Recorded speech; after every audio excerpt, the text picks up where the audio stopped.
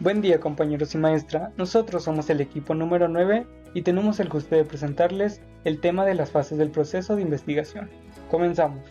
La investigación es el proceso mediante el cual generamos conocimientos de la realidad, con el propósito de que ésta sea explicada, comprendida y transformada, dependiendo de las necesidades de las personas.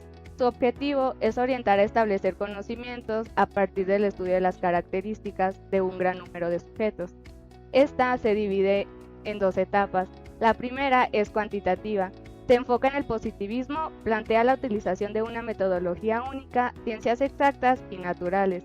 También se enfoca en la cualitativa, que esta es identificar la naturaleza profunda de las realidades, su sistema de relaciones y su estructura dinámica. Para continuar, vamos a hablar sobre la fase conceptual. De acuerdo con lo citado en el libro Metodología de la Investigación de Arturo Monge Álvarez, la investigación en su forma más simple comienza con la etapa o fase denominada conceptual. Este paso es el primer momento en el que el investigador debe de ordenar y sistematizar sus inquietudes, sus preguntas y organizar adecuadamente los conocimientos que constituyen su punto de partida. Los primeros pasos para la investigación son esenciales, ya que en este se deben de obtener los conocimientos sólidos acerca del tema de interés y hacer explícita la teoría en la que se basará su estudio. Para la base conceptual se pueden identificar 4 pasos principales, los cuales son la formulación y delimitación del problema, revisión de la literatura, construcción del marco teórico y formulación de la hipótesis. Formulación y delimitación del problema. El punto de partida de toda investigación consiste en determinar qué es lo que se pretende investigar. Toda investigación parte del interés de solucionar o encontrar respuestas. Por lo general, se empiezan con las selecciones de temas de interés amplio hasta determinar preguntas sobre tópicos específicos susceptibles de investigarse. El problema investigativo es algo que se desea conocer y que aún no se sabe o no se ha verificado. El investigador lo construye a partir de su conocimiento de la situación problemática que lo inquieta. A partir de una área temática, el investigador selecciona un campo de trabajo, un área teórica y empírica donde situarse. Generación de ideas. La generación de ideas empieza con la investigación que se origina, valga la redundancia, en las ideas, que básicamente son las fuentes.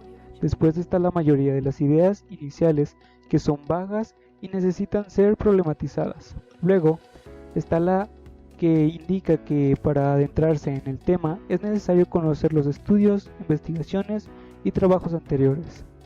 También está la investigación previa de los temas y por último los diversos criterios para generar ideas de investigación, que son tema atractivo, ideas novedosas. ¿Qué se toma en cuenta para desarrollar el planteamiento del problema? Se pueden tomar en cuenta 3 aspectos muy importantes. El primero es por ausencia del conocimiento. Una investigación se desarrolla por este motivo, ya que se quiere descubrir un nuevo aspecto de cierto tema. El segundo es por ratificación de conocimientos, que se toma la idea de un autor contrario y se realiza una misma investigación para aportar una nueva idea. El tercero es por criterio para el planteamiento del problema. Esto quiere decir que se toma una investigación con la cual intentas diseñar una nueva utilizando los conocimientos previamente localizados en una anterior. Para el diseño de una buena investigación se deben de tomar en cuenta 4 aspectos importantes. El primero es que debe de ser real. La investigación en la que te enfoques debe de estar localizada y focalizada en aspectos que realmente se puedan investigar de una forma fácil y concisa. El segundo es que debe formularse en forma de pregunta. Debe diseñarse una pregunta específica que no involucre mucha problemática para la hora de poder investigar cierta información. El tercero es que debe de ser factible. Debe de ser factible tomando en cuenta que debe ser real y se debe de formular la pregunta correcta para que con esto pueda existir la posibilidad de adoptar o encontrar una solución o poder rectificar una teoría que ya existe. La cuarta es la que se debe de expresarse en una dimensión temporal y espacial. Esto quiere decir que se puede hacer de un cambio temporal muy rápido o que también esté diseñada con la intención de poder cambiar ciertos aspectos en un dado momento a futuro. Conocer la magnitud. Conocer la magnitud es un punto importante que se debe saber antes de realizar una investigación. Se debe tener en cuenta zona y población afectada, esto para indicar a cuánta población y a qué espacio geográfico o institucional afectará esto. La segunda es la importancia del problema, es para saber si se deberá precisar si la situación, problema o alguna otra circunstancia reflejará una temporalidad o más bien si será de índole permanente o de estructural. La tercera es la gravedad del problema. La gravedad del problema se debe conocer ya que se deberá apostar hacia información sobre los costos de la situación del problema, los riesgos que implican mantener la situación del problema y el grado de avance del problema. Por último está la cuarta, que es la temporalidad del problema, es decir, el tiempo que éste se mantiene u origina para poder tomar una decisión hacia dónde dirigirla correctamente.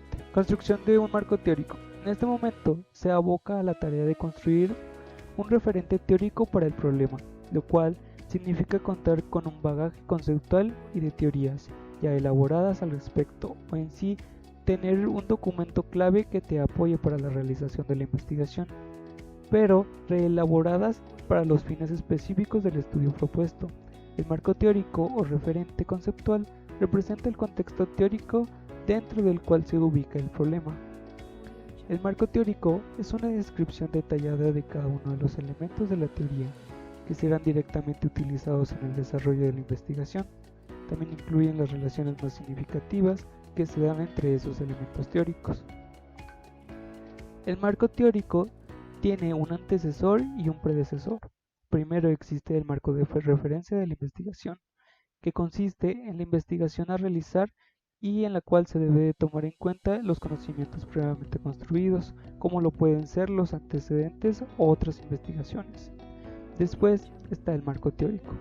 El marco teórico, como ya ha sido mencionado, es la descripción de los elementos teóricos planteados por uno y o diferentes autores y con esto poder fundamentar su proceso de investigación. Por último, tenemos que existe el marco conceptual, el cual es el que permite al investigador definir y delimitar según su criterio y de acuerdo a su marco teórico los conceptos incluidos en las variables de la investigación. El marco teórico se puede componer de dos aspectos muy importantes. El primero es la sistematización.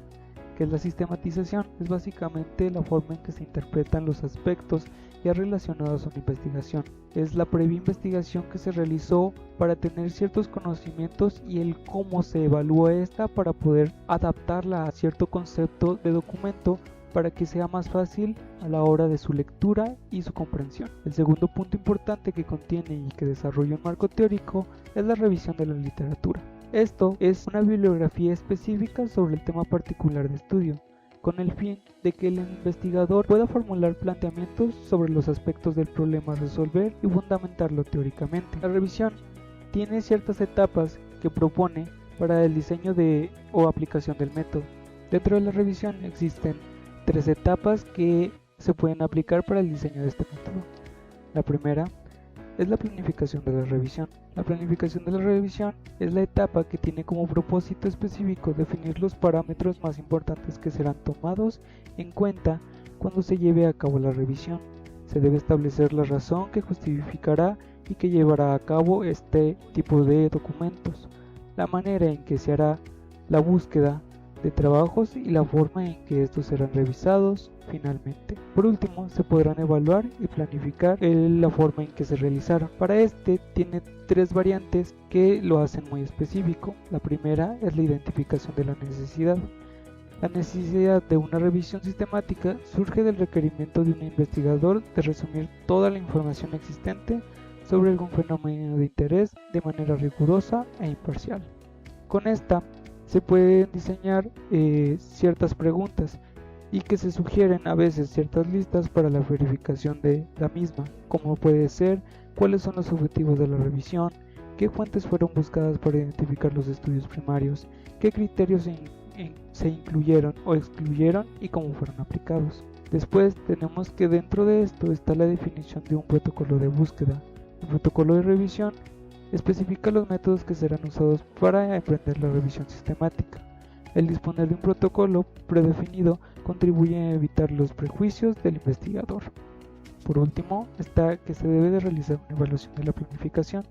Esta etapa consiste en hacer una valoración objetiva de la planificación, ya que ésta propone y se enmarca en el contexto de proyecto de fin de carrera, con la intención de la evaluación y de la planificación que ya se ha tenido previamente y que el autor ha realizado. Después está el desarrollo de la revisión. El desarrollo de la revisión es la etapa en la que se lleva a cabo la revisión propiamente como tal.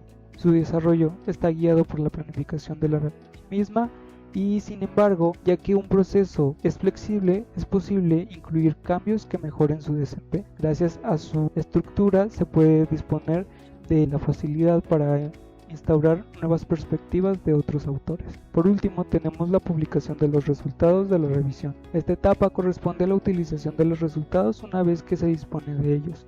Es muy importante la difusión de los resultados obtenidos, producto de una revisión sistemática. En este caso, junto con la obtención del documento exigido en cada currículo en particular. Hipótesis.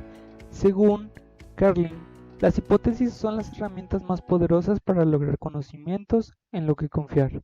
Son afirmaciones que pueden someterse a prueba y mostrarse como una solución probablemente cierta o no, sin que las creencias o valores del investigador interfieran en el proceso de su comprobación. Para el desarrollo de una hipótesis se pueden identificar ciertas funciones claves. La primera es que da una explicación inicial. Los elementos de un problema pueden aparecer oscuros o inconexos. A través de la formulación de la hipótesis podrán complementarse los datos, detectando los posibles significados y relaciones de ello. Después, tenemos que otra función con la que cuenta es de estímulo para la investigación. Esta es que concreta y resume los problemas encontrados, sirviendo de impulso para la consecución del proceso inquisidor. Por último, esta que tiene como función ser una fuente de metodología. Al ser enunciado como oraciones, nos lleva a un análisis de las variables a considerar y como consecuencia a los métodos necesarios para controlarlas y cuantificar.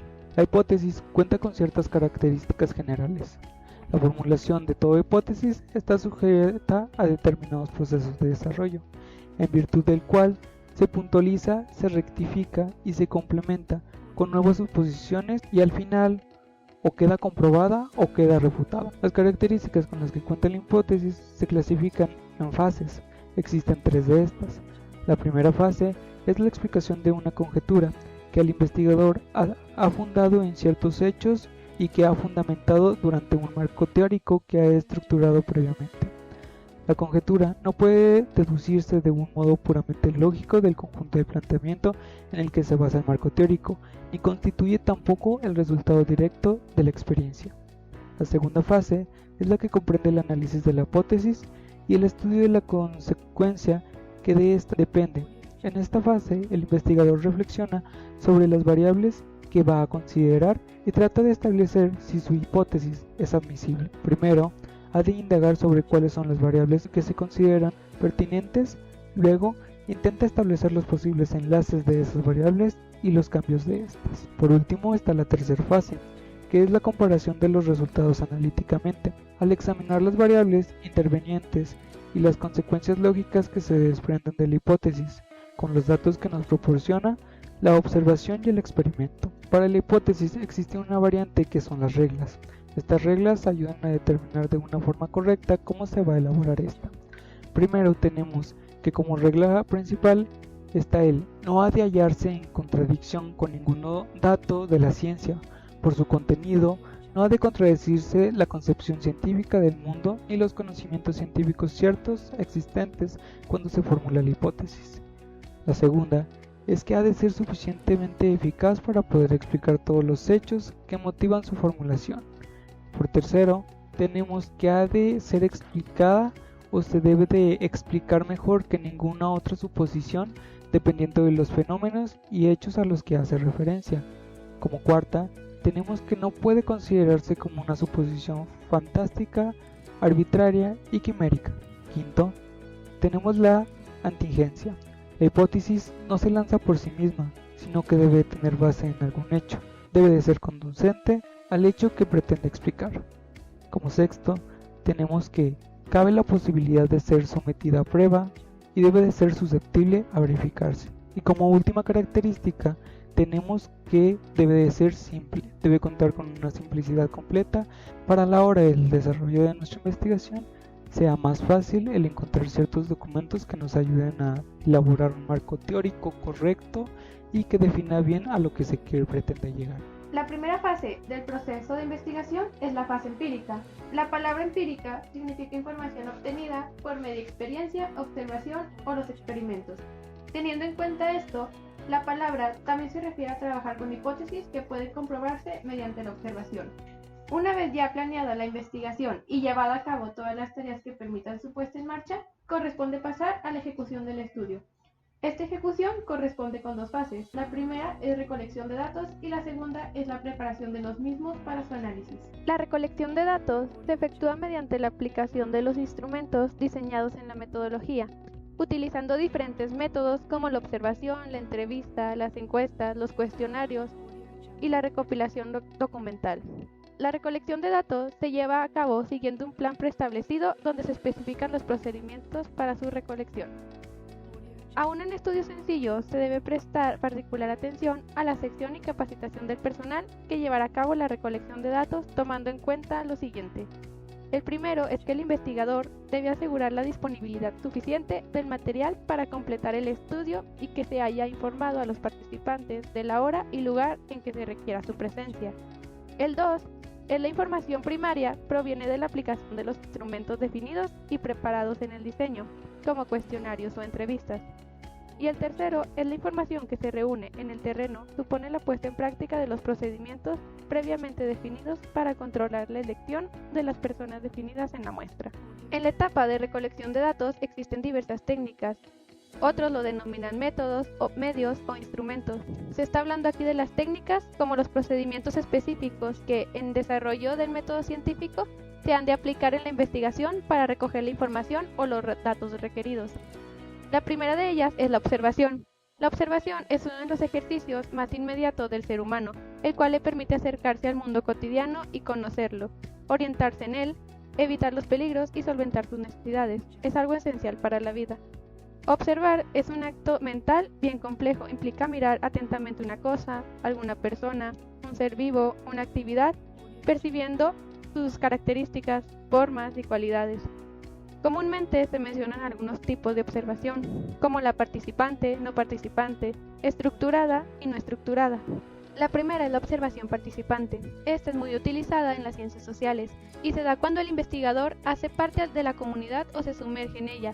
Dentro de los investigadores, observan lo que acontece, las situaciones y las conductas. La segunda es la no participante. Esta tiene lugar cuando el investigador se queda fuera o ajeno a la situación que observa. La observación estructurada, aplicada en la investigación cuantitativa de corte experimental, especialmente en ciencias experimentales, se basa en un plan previo riguroso que cubre un marco conceptual y unos criterios de observación. Y por último, la observación no estructurada. Esta se practica con mayor flexibilidad, lo cual permite un mayor margen al investigador tanto para determinar los aspectos de la mirada que realiza como para el registro. En la segunda técnica podemos observar las encuestas. ¿Qué entendemos por ella? Que es la técnica que permite la recolección de datos que proporcionan los individuos de una población, o más comúnmente de una muestra de ellas, para identificar sus opiniones, apreciaciones, puntos de vista o actitudes. Algunas de las ventajas de las encuestas son que permiten un acceso más generalizado al hombro de la población o asegurar cierta objetividad de los datos recogidos. Su desventaja es que es muy compleja, tanto para la exigencia técnica de las preguntas como por las dificultades para su aplicación. Las encuestas se pueden dividir por su modalidad o por su finalidad. Las de modalidad son las encuestas abiertas y las cerradas, y por su finalidad las encuestas descriptivas y las explicativas. Dentro de las de aplicación están las abiertas. Las abiertas se caracterizan por ser espontáneas y libres, aspecto que le proporciona mayor libertad para el encuestado. Pero no solo le hace fácil al encuestador tabularlas, sin embargo, son las que proporcionan una buena información más rica y variada. En cambio, las cerradas son aquellas cuyas preguntas y respuestas son específicas y concisas. Según este tipo de cuestionarios, son fáciles para responder y también para tabular. Por su finalidad, se encuentran las encuestas descriptivas, que son instrumentos apropiados para alguna investigación de este tipo, averiguan por la forma y características del fenómeno o la población. Y en las explicativas, que buscan explicaciones, es decir, averiguan causas y factores en el por qué y cómo se dan las situaciones y fenómenos. La tercera técnica es la entrevista. Es una técnica fundamentalmente de tipo oral, basada en preguntas y respuestas entre investigador y participantes, que permite recoger las opiniones y puntos de vista de dichos participantes. La entrevista es empleada especialmente en investigaciones de enfoque cualitativo por educadores, psicólogos, psiquiatras, abogados y periodistas. Busca obtener o proporcionar alguna clase de información, pero también influir en la conducta de otras personas si es el caso. Algunas de sus ventajas son que permiten recoger información de que pronto un individuo no estaría en condiciones de proporcionar a otro medio. Su segunda ventaja es que facilita al investigador asegurar la participación, aclarar o pedir aclaraciones, verificar las respuestas, ampliar, sondear y hasta animar al entrevistado. Su desventaja es que hay personas que se inhiben frente al investigador, otras pueden irritarse o molestarse.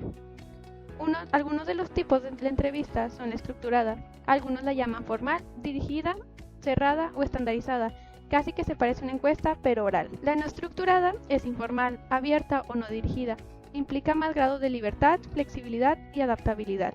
De todas maneras, es muy importante respetar cierta libertad de responder o hablar del entrevistado aún en la entrevista formal. La entrevista focalizada es la que se realiza y orienta sobre un tema y contenido específico.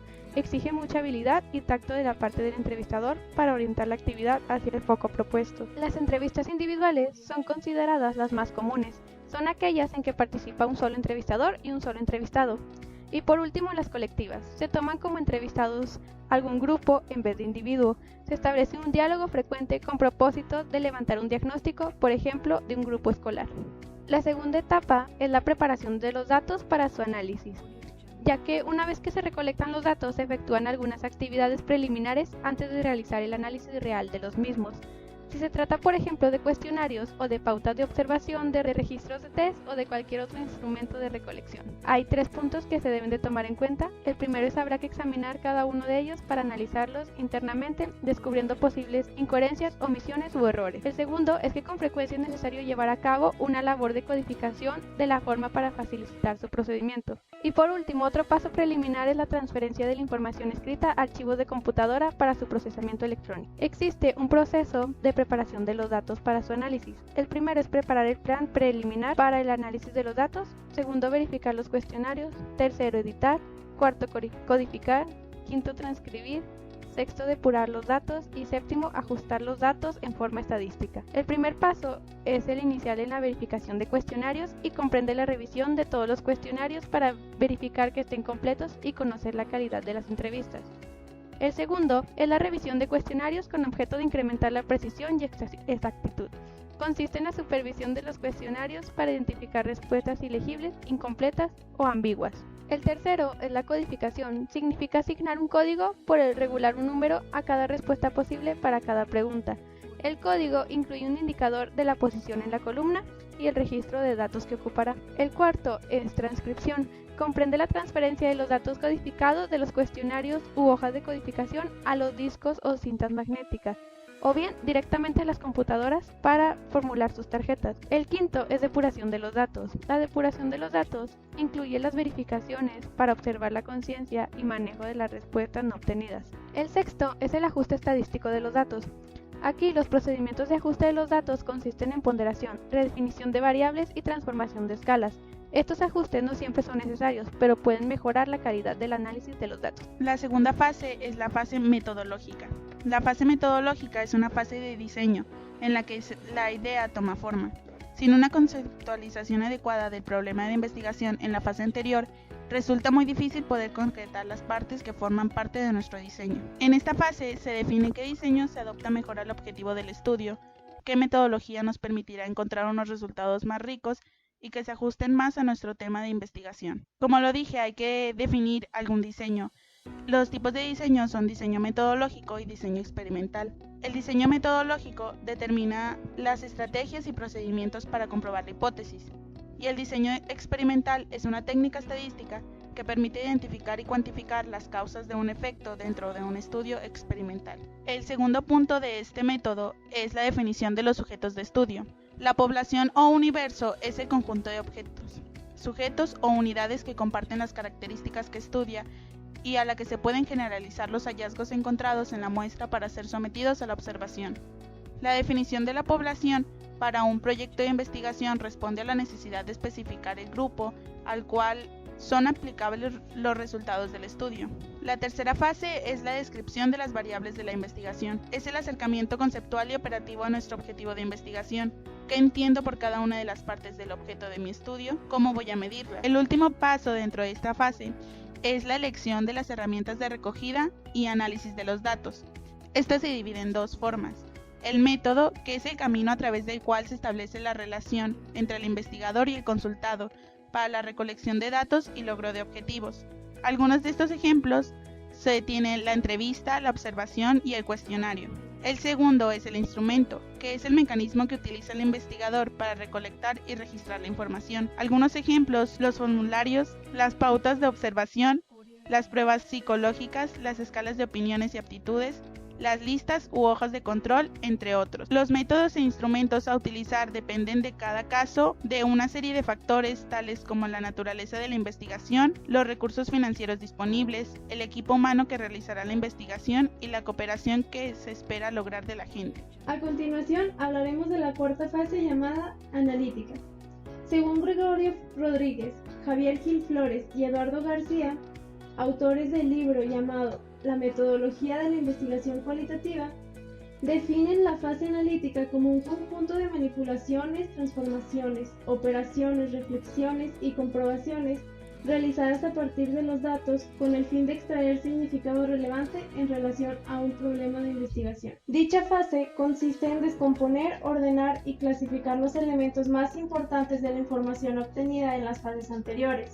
Posteriormente, permite comprender correctamente la problemática de estudio, sus características, causas y efectos, y con todo ello poder fundamentar o contradecir nuestras hipótesis. La fase analítica tiene distintas finalidades, como lo son la identificación, síntesis, agrupamiento y clasificación de elementos, el análisis de los datos, la disposición y transformación de dichos datos, como lo sería en el caso de los estudios cuantitativos, ordenar los datos en tablas y gráficos.